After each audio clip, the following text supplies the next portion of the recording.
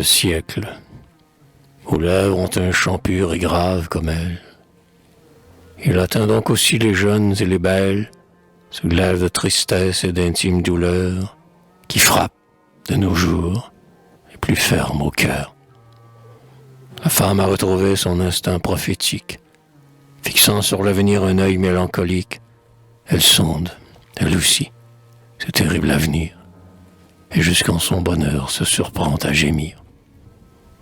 Belle naguère encore de son insouciance, comme nous maintenant, elle écoute en silence, et tremble aussi de voir avec ses matelots le navire vivant s'abîmer sous les flots.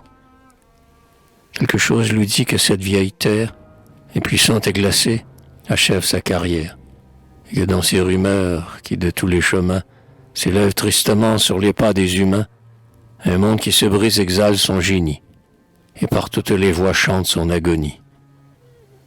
Les peuples savent bien qu'un monde va périr, et que leur tâche à tous est de l'ensevelir. Mais leurs yeux sont fermés, et, dans la nuit profonde, leur aveugle terreur mène ce deuil d'un monde. Le poète lui seul, dans ce désert mouvant, a compris le simoun qui s'avance en grondant. Et quand la caravane, un moment incrédule, se couche et mord d'effroi le sable qui la brûle, lui seul vers l'horizon lève des yeux sereins.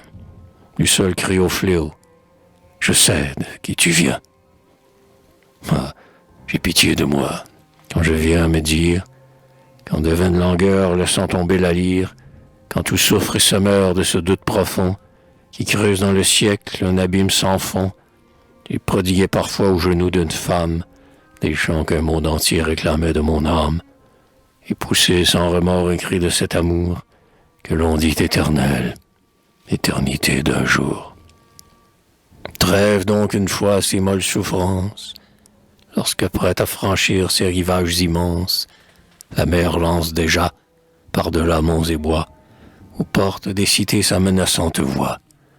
Lorsque, s'interrogeant dans leur funèbre attente, les générations se lèvent d'épouvante, convient-il qu'en tombant dans son obscur vallon, la fleur de l'amandier maudisse l'aquilon?